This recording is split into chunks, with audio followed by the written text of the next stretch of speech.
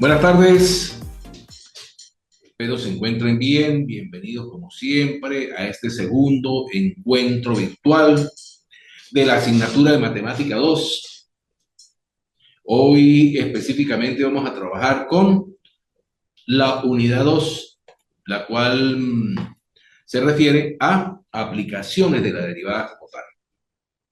Ya tenemos una actividad desarrollada allí con respecto a las derivadas. Vimos en la primera parte de las derivadas y ahora aplicación como tal.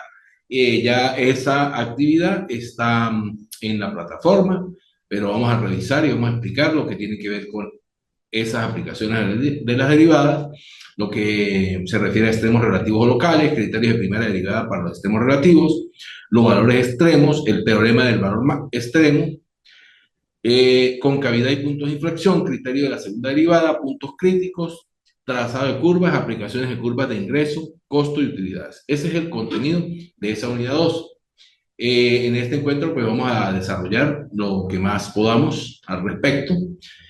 Como siempre, pues en el aula virtual está la información. Hay una gran cantidad de videos, una gran cantidad de información que tiene que ver con todos estos puntos de la unidad que ustedes deben revisar. Y por supuesto, cualquier duda, estamos para atenderles, para disiparlas a través del aula virtual. Comenzamos con las aplicaciones de las derivadas y tenemos inicialmente los extremos relativos o locales. Máximos y mínimos también. Vamos a revisar primero, vamos a ingresar pues con una pequeña gráfica, por decirlo de esa manera, y vamos a revisar lo que es un máximo. Fíjense, ¿qué es un máximo? Como allí lo indica, A es el punto más alto, fíjense, de la curva. ¿Sí? Es un máximo como tal, un máximo. Fíjense, ahí voy bordeando la curva. Si ustedes revisan, este punto está más bajo y después, bueno, sigue en decadencia. ¿Y qué es un mínimo? El punto más bajo como tal. Fíjense, aquí hay un mínimo. Podríamos decir que aquí también hay otro mínimo, pero está más alto. Entonces, el mínimo es el más bajo en la curva. Sin embargo, observemos que aquí tenemos otro máximo. Lo coloqué de color azul para que los identifiquemos como máximos, ¿verdad? Aquí hay otro máximo. Este es, o no lo llamemos, bueno, sí, vamos a llamarlo por ahora máximo. Fíjense, hay dos, pero este es más alto que este. Y vamos a ver que aquí, ese máximo más alto, entonces lo vamos a llamar máximo global, por ser el más alto, el que más arriba está, ¿sí? Ahora, los demás que consigamos, en este caso, solo hay dos. Lo vamos a llamar máximos locales, ¿correcto? Como les dije aquí, tenemos este mínimo y tenemos otro mínimo. Fíjense, aquí nos aparece otro mínimo. Ya les había dicho anteriormente, con B y D. Pero, ¿cómo vamos a llamar este mínimo? Ese es un mínimo y este es un mínimo. ¿Cómo vamos a llamar? Este es un mínimo local y este será el mínimo global. Fíjense. Entonces, el punto más alto va a ser un máximo, pero que llamaremos global, es decir, tiene su apellido global, y el mínimo más bajo, el mínimo global. Y todos y cada uno de los máximos que aparezcan en la curva, los vamos a llamar máximos locales, y todos los mínimos que aparezcan en la curva,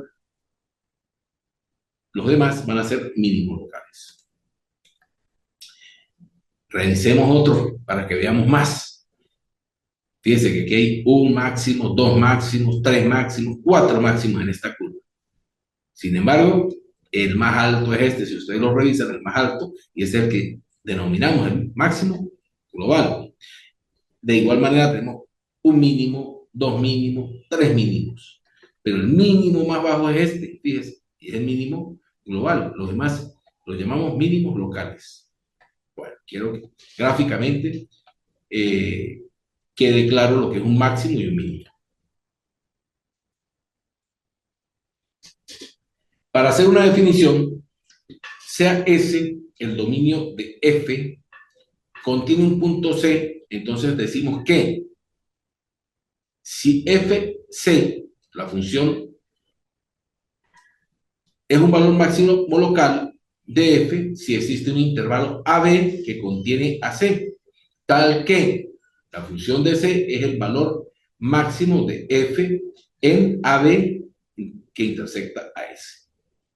La segunda condición es con respecto a los mínimos. Dice que FC es un valor mínimo local de F si existe un intervalo AB que contiene AC, tal que f de C es el valor mínimo de F en un intervalo AB intersectado con S. Entonces, a veces es importante, ¿no? Y en este caso, pues así lo consideré, comenzar con una gráfica, porque la parte escrita, la matemática, a veces como que se nos complica un poco. Si ustedes revisan hace un momento, pues teníamos un intervalo AB y nos cumplía con la función.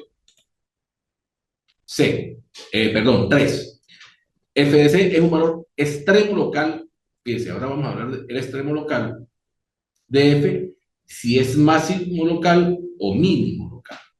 Entonces, fíjense, estamos hablando de extremos. ¿Y cuándo va a ser extremo? ¿Cuándo vamos a hablar de extremos relativos?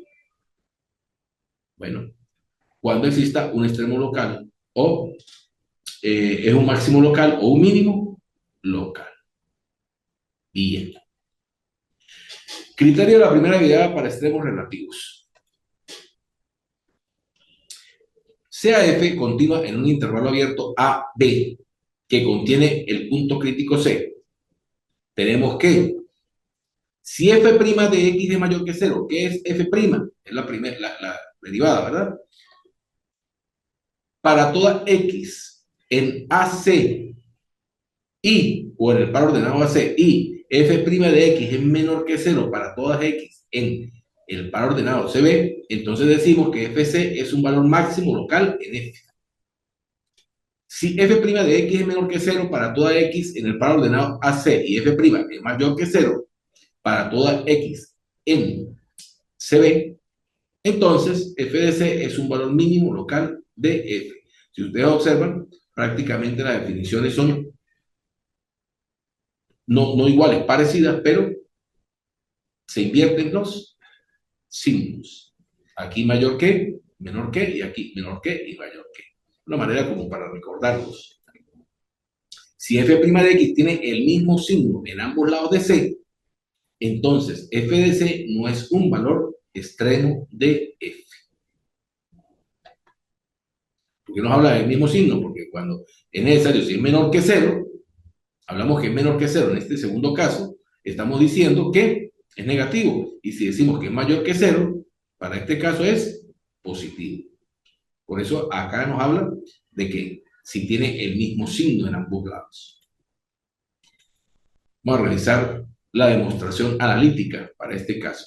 Si f' de x es mayor que 0 para toda x en el par ordenado AC, por el teorema de la monotomía, f es creciente en el intervalo abierto por el lado A y cerrado por el lado C. Recuerden un poquito, este paréntesis no indica que es abierto y este corchete que es cerrado. Además, como f' de x es menor que 0 para toda x en el par ordenado CB, según la primera condición, f es creciente en el par ordenado, cerrado en C por la derecha y abierto en B cerrado en C por la izquierda y B por la derecha allí. Por lo tanto, f de x es menor que f de c para toda x en el par ordenado AB, excepto, por supuesto, en x igual a c. Cuando x es igual a c, pues aquí no se cumple la función. Concluimos que f de c es un mínimo local. La demostración es en cuanto a 1, ¿no? La parte I, la parte 1. Las demostraciones de la parte 2 y la parte 3 son semejantes a esta. ¿Qué va a cambiar acá? Bueno, aquí recuerden que fíjense aquí, si f' de x es mayor que 0, que es esto, para la parte 2 va a ser menor que 0. Y así sucesivamente. Dejamos allí planteados esos criterios y vamos a hacer un pequeño ejemplo para entender de mejor manera lo que estamos revisando. Entonces, ¿qué nos piden? encuentre los valores extremos locales de la función f de x igual a x cuadrado menos 6x más 5 en el intervalo menos infinito, infinito o más infinito. Vamos a mirar primero esta gráfica, ¿verdad? Y fíjese que efectivamente esta función, al graficarla, nos arroja una parábola. Eso con el fin de que de revisar que aquí, fíjese, nos aparece un punto muy bajo que es el que llamamos el mínimo local. Vamos a revisarlo. La función polinomial f es continua en todas sus partes y su derivada f' de x es igual a 2x menos 6. Vamos a revisar eso. Ya nosotros sabemos derivar. Entonces, cuando derivaríamos esto, ¿qué ocurre? Multiplicamos el exponente por el que acompaña a la x, que sería 1, 2 por 1, me quedaría 2, 2x, y le restamos 1 al exponente, entonces nos quedaría 2x. Hacemos lo mismo aquí. ¿Cuál es el exponente? 1, lo multiplicamos por quien acompaña a la x, 1 por 6, 6, al restarle 1 a las x me quedaría solo el 6. Y la derivada de 5, o de una constante, es igual a 0.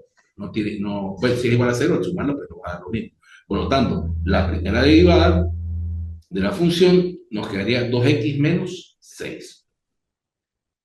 Entonces, esa derivada existe para toda x.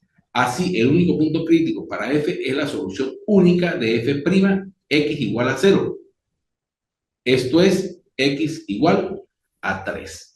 Y entonces, si ustedes observan acá, ese es el mínimo que nos da, ¿sí? X igual a 3. Fíjense, f' de 3 es igual a sustituir una función 2 por 3 menos 6 de la función, no, perdón, sí, de la función, pero en la primera derivada. Entonces nos quedaría 2 por 3 es igual a 6 menos 6, y eso nos va a dar igual a 0 al sustituir eso, ¿sí? Claro, podría sustituir otros valores ahí, pero nos daría muy diferente a lo que queremos, ¿verdad? Entonces, como f' de x es igual a 2 que multiplica a x menos 3 menor que 0 para x menor que 3, f es decreciente en el punto de menos infinito a 3. Voy a explicar esta primera parte porque de repente puede tener la confusión, porque acá les digo que f' de x igual a 2x menos 6, y aquí les digo que f' es igual a 2 que multiplica a x menos 3. Bueno, eso obedece a que estoy sacando el factor común, que es 2. El factor común de x es 2 y el factor común de 6 es 2, pero quedaría 3 porque al multiplicar 2 por 3 me da 6. Ese es el objetivo. Y esto decimos que es menor que 0. Pues lo comprobamos hace un momento, ¿verdad? Para x menor que 3. Eso fue lo que hicimos hace un momento. Entonces dice que es decreciente en menos infinito y 3. ¿Y por qué es que le planteé primero la gráfica? Bueno, por eso, para que revisemos si eso es cierto o no lo que está ocurriendo. Entonces, fíjense, ¿sí? Entonces, si venimos de menos infinito, que es de la izquierda hacia la derecha, y nos acercamos a 3 acá, fíjense cómo viene nuestra curva. Miren nuestra curva, miren, hasta que llega a un punto. Entonces, si va, es decreciente. Vamos a revisar la segunda condición. Como f' de x es igual a 2 que multiplica x menos 3 para mayor que 0, para x mayores que 0, entonces f es creciente en el intervalo cerrado 3 por el lado izquierdo y abierto en infinito. Miremos otra vez, fíjese, el 3 está acá, nos vamos hacia la derecha que es el infinito. ¿Cómo viene la curva? De forma creciente. Entonces, en este caso lo estamos haciendo con la gráfica para que verifiquemos que los valores que nos están dando son los correctos. Por lo tanto, por la prueba de la primera derivada, la función de 3 es igual a menos 4.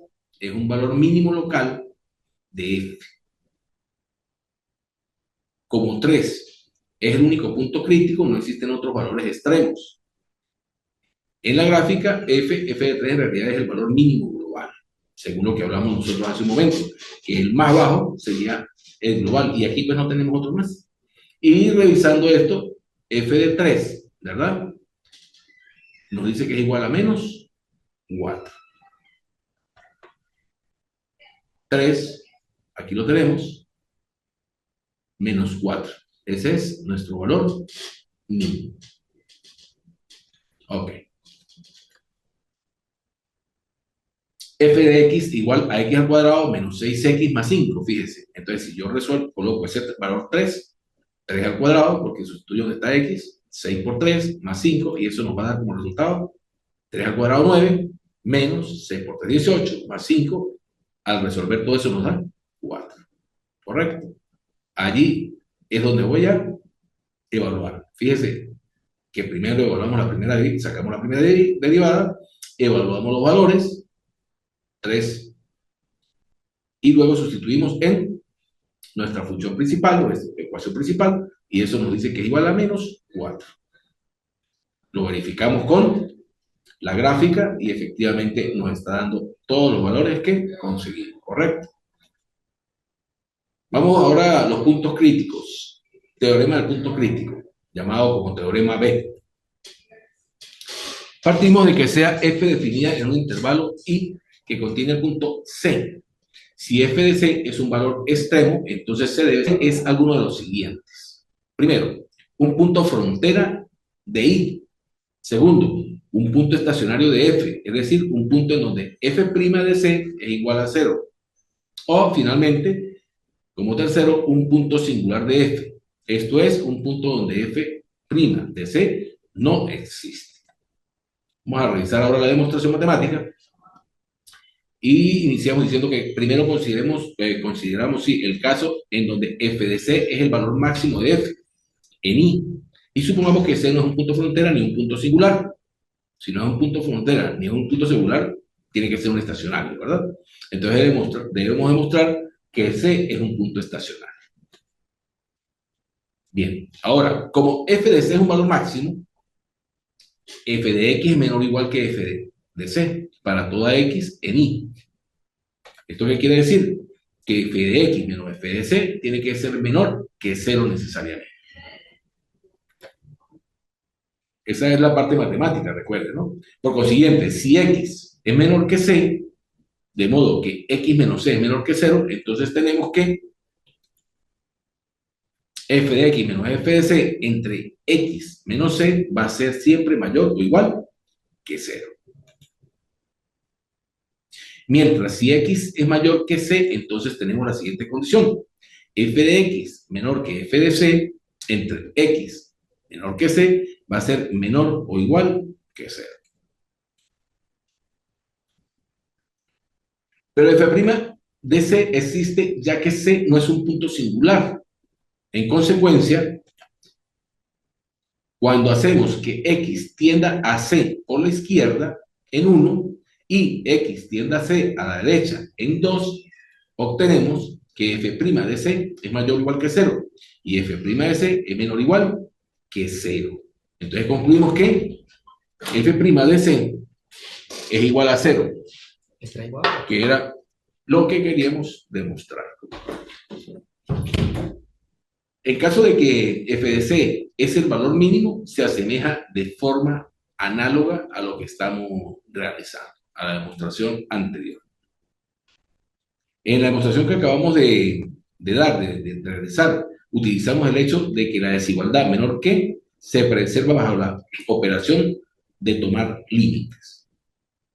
Vamos a revisar aquí mismo, en la parte superior, un pequeño ejercicio.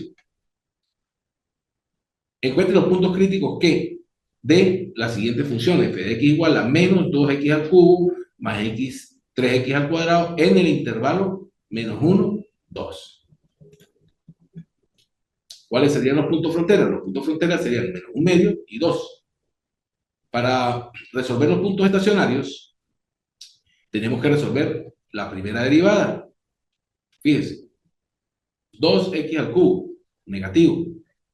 Para derivar decimos que multiplicamos el exponente por el número que acompaña a la x, sería 3 por 2, 6, menos 6 por supuesto que está negativo aquí, y le restaríamos 1 al exponente. Entonces, si tenemos 3, le restamos 1, 2, entonces nos quedaría 2. Por ende, aquí no es menos 3x al cuadrado, sino sería, perdón, menos 3x2, sino menos 3x al cuadrado. Más 6x. ¿Por qué? Porque 2 por 3 es 6. Si le quitamos al 2, 1, me queda 1. Y igualamos en este caso a 0 para x, obteniendo 0 y 1. Por tanto, los puntos críticos son menos 1 medio, 0, 1 y 2. Fíjense, inicialmente teníamos el menos 1 medio y 2, tomando en cuenta solamente la función inicial, ¿verdad? Pero ahora se nos amplía en 0 y 1 como tal. Voy a hacer esta corrección acá para que no se nos quede.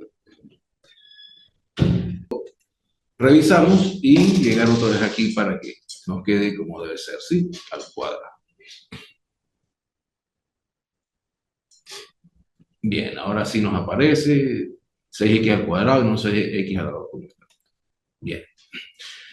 Los valores extremos. ¿Cuáles son los valores extremos como tal?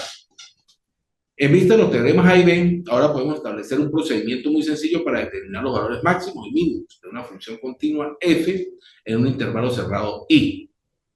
Paso 1, encuentre los valores críticos de la función en I. El paso 2, evalúese f en cada uno de estos puntos críticos. El mayor de estos valores es el valor máximo. El valor más pequeño es el valor mínimo. Ejemplo, encuentre los valores máximos y mínimos de f de x igual a menos 2x cubo más 3x al cuadrado en el intervalo cerrado menos 1 medio, 2. Entonces, fíjense que en el ejemplo anterior habíamos identificado menos 1 medio, 0, 1 y 2. Eso era lo que teníamos, como los puntos críticos.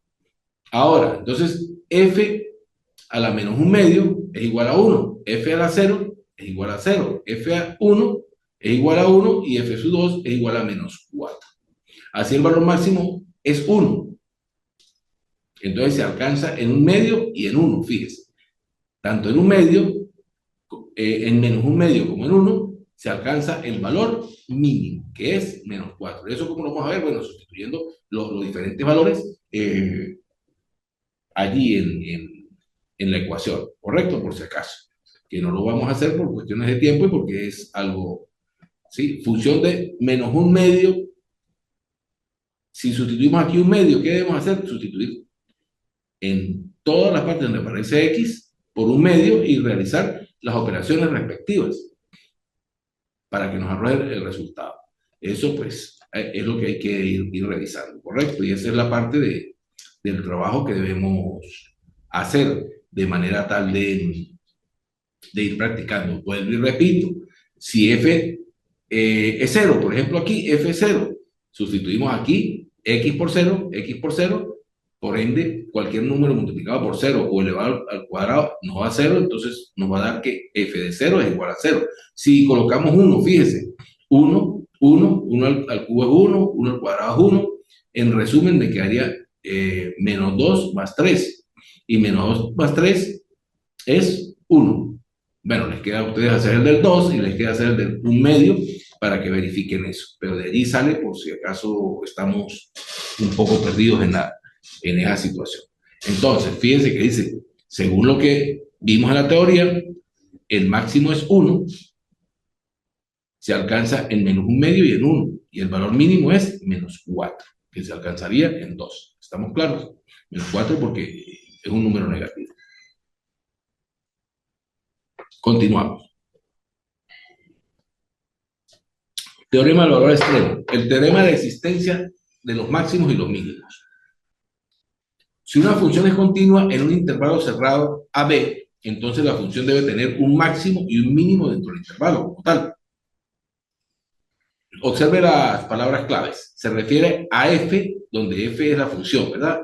Y dice f, la función, sea continua. Esa es una de las palabras claves como tal. Y el conjunto S sea un intervalo cerrado. Es decir, tiene que cumplir las dos condiciones. La función debe ser continua y S un intervalo cerrado. En nuestro caso, Pues el intervalo vendría a ser el par ordenado que está allí. Entonces la pregunta que surge, ¿en dónde se representan los valores extremos? Y aquí está las respuestas con sus respectivas gráficas. Si C es un punto en el que f' de C es igual a 0, lo llamamos puntos estacionarios. El nombre proviene del hecho de que un punto estacionario de la gráfica se coloca en una trayectoria horizontal, puesto que la recta tangente es horizontal. A menudo los valores extremos aparecen en los puntos estacionarios. Nos dice que veas la figura número 5, ¿sí? Que es esta que nos aparece por allí. Y luego, por último, si C es un punto interior de I, en donde f' no exista, decimos que C es un punto singular.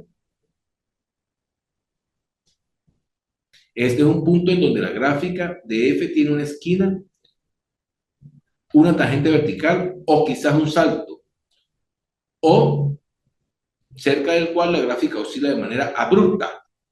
Los valores extremos pueden aparecer en puntos singulares, aunque en los problemas prácticos es muy raro. Figura 6, ¿sí? Fíjense esto. Aquí dice puntos singulares, aquí puntos estacionarios en el anterior. Fíjense aquí, viene acá y de una manera abrupta cambia la gráfica, ¿sí? Entonces, fíjense. Es lo que dice aquí. Da varias condiciones. La que se cumple aquí es de manera abrupta, ¿no? También puede ser que comience en un... Ah, bueno, aquí también se da otro, fíjense. Otro caso. Se rompe, miren. Llega aquí, en este trayecto no hay nada, y aquí comienza. Entonces dice que hay un salto, o quizás sea un salto que aparece aquí. Entonces tiene las dos maneras, abrupta y hay un salto. No sé si lo vieron aquí, pero vamos a revisarlo también. A menudo los valores extremos aparecen en el punto estacionario, fíjense. Es continua, pero fíjense cómo está. ¿Sí? Entonces los puntos estacionarios, ¿cuáles son? Un valor máximo, baja, llega hasta un valor mínimo, sube hasta un valor máximo, y aquí esto es lo que llamamos los puntos estacionarios. Y aquí, en este caso, de manera abrupta, aparece un punto. Aquí hay una ruptura, otro punto, entonces son los que llamamos puntos singulares. Estas tres clases de puntos, frontera, puntos estacionarios y puntos singulares, son los puntos claves en la teoría de máximos y mínimos. Cualquier punto de estos tres tipos en el dominio de una función se denomina punto crítico de f. Entonces, esos son a lo que nosotros llamamos puntos críticos. Vamos a hablar de lo que es la concavidad y los puntos de inflexión como tal. Sea f o la función dos veces derivable en el intervalo abierto i. Vamos a calcular la primera y la segunda derivada. Si es f bi'prima, significa que la segunda derivada de x es mayor que 0. Para toda x en y, entonces f es cóncava hacia arriba. ¿En dónde? En y. ¿Qué debe cumplir? Que la segunda derivada no debe dar mayor que 0. Si, por el contrario, la segunda derivada es menor que 0 para toda la x en y, entonces f es cóncava hacia abajo. En resumen, estos dos puntos, si es mayor que 0 es cóncava hacia arriba, si es menor que 0 es cóncava hacia abajo. Para la mayor parte de las funciones, este teorema reduce el problema de determinar concavidad al problema de resolver las desigualdades. Vamos a revisar un ejemplo. Insisto, es necesario los ejemplos porque la teoría a veces se ve como un poco más fuerte, pues, ¿no? De entender. Entonces, ¿en dónde? La pregunta que nos hace el ejemplo es, ¿en dónde la función de x igual a un tercio de x cubo menos x al cuadrado menos 3x más 4 es creciente, decreciente, cóncava hacia arriba y cóncava hacia abajo? Entonces vamos a revisar, según lo que hemos venido viendo, los pasos, vamos a hacer como un pequeño repaso. Entonces tenemos la función. Entonces vamos a hacer la primera derivada. Fíjese, ¿cómo hacemos la primera derivada? Multiplicamos a este señor o a este primer término por lo que acompaña. Entonces, 3 que multiplica 1 es 3. Y 3 entre 3, pues se cancela, nos da 1 y nos quedaría x inicialmente. Luego, al exponente le restamos 1, 3 menos 2, perdón, 3 menos 1, nos quedaría 2. Continuamos, menos. El exponente lo multiplicamos por lo que acompaña a la x, 2 por 1, nos quedaría 2. Al exponente le restamos 1, nos quedaría x. De 2 menos 1 es 1. Menos 3x, ¿por qué? Por lo mismo. El exponente aquí sería 1 por 3, sería 3, y la x al restarle 1, pues no nos quedaría la x. Más 4, la derivada de una constante es 0, entonces al sumar más 4 nos da 0. Entonces aquí ya tenemos calculada la primera derivada. Al calcular la primera derivada, ¿qué hacemos? Bueno, resolverla. Y aplicamos la de buscar un número que sumado nos dé es independiente y multiplicado nos dé otro. Entonces ese sería 1 y 3. X más 1, X más 3. Acto seguido, calculamos la segunda derivada. Y la segunda derivada se calcula a partir de ¿qué? De la primera derivada. Entonces ahora la vamos a calcular de acá. Entonces la derivada de x al cuadrado sería 2x. Vuelvo y repito. 2 que multiplica a quien antecede a la x es 2, que sería 1, ¿verdad? 2. Y x al cuadrado le restaríamos 1 al exponente y me quedaría 2x. Aquí nos quedaría 2, la de una constante 0, entonces la segunda derivada sería 2x menos 2. Lo que podemos sacar factor común, 2 igual, que multiplica a x más 1. Entonces, fíjense, la primera, vamos a compararla. X más 1, que multiplica a x menos 1, es menor que 0. Y x más 1 por x menos 3 es mayor que 0. Entonces determinamos que f es creciente desde menos infinito hasta menos 1 y desde 3 hasta infinito. Es creciente. Y decreciente en menos 1 hasta 3 hasta 3. ¿Sí? Eso lo revisamos en base a lo que vimos anteriormente. Luego, f es cóncava hacia arriba en 1 infinito y cóncava hacia abajo en menos 1, perdón, en menos infinito y 1. En base a qué tomamos la concavidad, en base a la segunda derivada, que es esta, ¿verdad? ¿Qué hacemos? Sustituir valores y allí es donde nos va a ir dando el resultado. Miramos la gráfica, graficamos, ¿verdad? Insisto, tenemos que darle valores para revisar esto, que pues por cuestiones de tiempo no lo coloqué allí porque es un poco largo, y revisamos y vamos viendo lo que aquí nos dice. Fíjense, primero que es creciente desde menos infinito hasta menos 1. Fíjense, menos infinito, viene menos infinito por acá. ¿Sí? Viene hasta 1, fíjense, hasta ahí es creciente. Seguimos, después dice que es decreciente desde 3 hasta infinito, buscamos 3. ¿Sí? Perdón. Sigue siendo creciente desde 3 hasta infinito, disculpe, 3. Fíjense, 3. Sigue, es creciente. Y decreciente desde menos 1 hasta 3, fíjense, desde menos 1, que está aquí, este punto, es decreciente hasta 3, que es este punto. Luego la concavidad es cóncava hacia arriba entre 1 e infinito. Entre 1 e infinito es cóncava hacia arriba. Y es cóncava hacia abajo entre menos infinito y 1, fíjense, está aquí, es cóncava hacia abajo. Bien. A veces prefiero invertir aquí está la ecuación, ¿no? Por si acaso, que veo que se ve poco. Invertir tiempo más en explicar la gráfica que en los resultados, porque aquí pues es cuestión de darle números, ¿verdad? Vuelvo y repito, comenzar a darle números a esta x, entonces si le doy 1, pues 1 al cuadrado, menos 2 por 1, menos 3, eso me da un resultado, o efectivamente lo coloco acá, 1 más 1, 2, y aquí 1 menos 3, 2, por 2, 4, y así sucesivamente le voy dando resultados para hacer mi gráfica. Punto de inflexión. Sea f de x continuo en C, ya vamos a C. F de C, un punto de inflexión de la gráfica de F.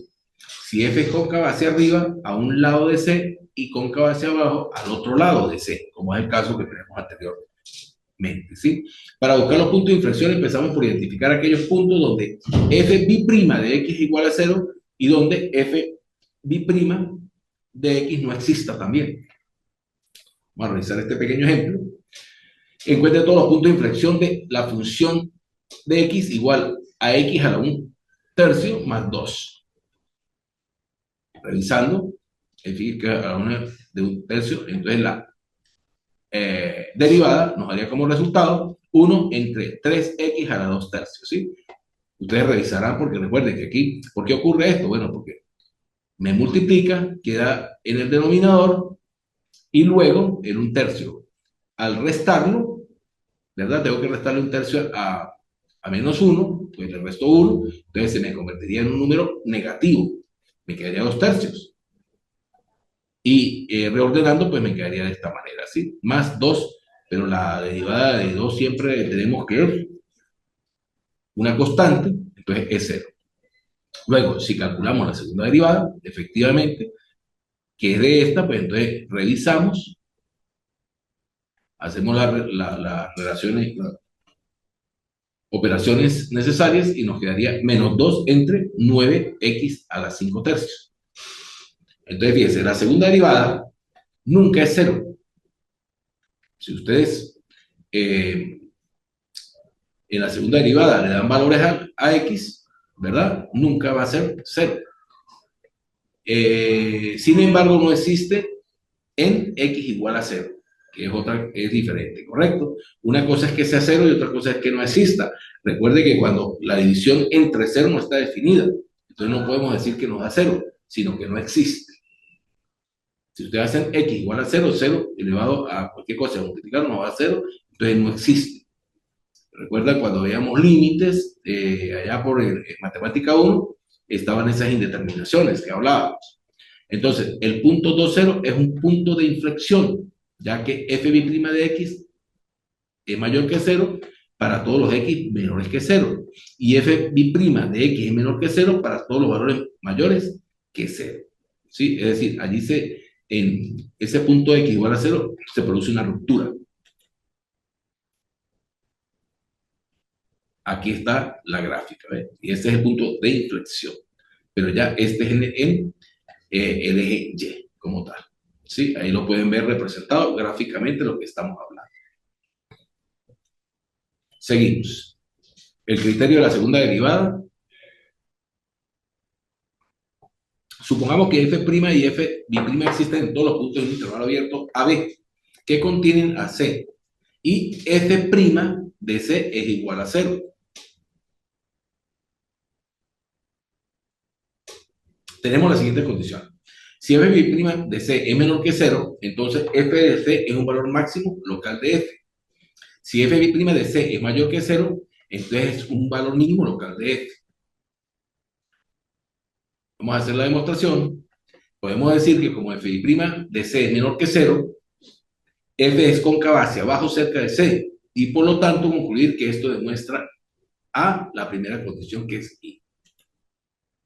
Sin embargo, para asegurar que f es cóncava hacia abajo en una vecindad de C, necesitamos que f' de x sea menor que 0 en esa vecindad, no solo en C. Y nada, y nada nuestra hipótesis garantiza eso. Entonces debemos ser un poco más cuidadosos al respecto. Por definición e hipótesis tenemos que f' de C es igual al límite de f' de x menos f' de C, me faltó acá un paréntesis también, entre x menos c cuando n tiende a c, y f' de x menos 0 es igual a x menos c menor que 0 cuando n tiende a c. De modo que podemos concluir que existe un intervalo posiblemente pequeño llamado alfa beta, o para ordenar alfa beta, alrededor de c, en donde f' de x dividido entre x menos c sea menor que 0. Claro está, siempre y cuando x sea diferente de c. Sin embargo, esta desigualdad implica que f' de x es mayor que 0 para alfa menor que X menor que C y F' de X es menor que 0 para C menor que X menor que beta. Por lo tanto, la prueba de la primera derivada, F de C es un valor mínimo, máximo local, un valor máximo local. Entonces, la demostración de 2, que está aquí, es muy semejante a la demostración 1 que hicimos. Vamos a revisar un ejemplo, porque muchas veces todas estas demostraciones nos dejan como así un poquito extraviados, pero bueno, esa es la parte matemática y eso es lo que debemos ir revisando a este nivel que estamos, ¿no? Estamos viendo matemática 2 a nivel universitario. Para f de x igual a x cuadrado menos 6x más 5. Ya es como la tercera vez que estamos utilizando el mismo ejemplo para revisar. El ejemplo de la parábola. Utilice las pruebas de la segunda derivada para identificar extremos locales.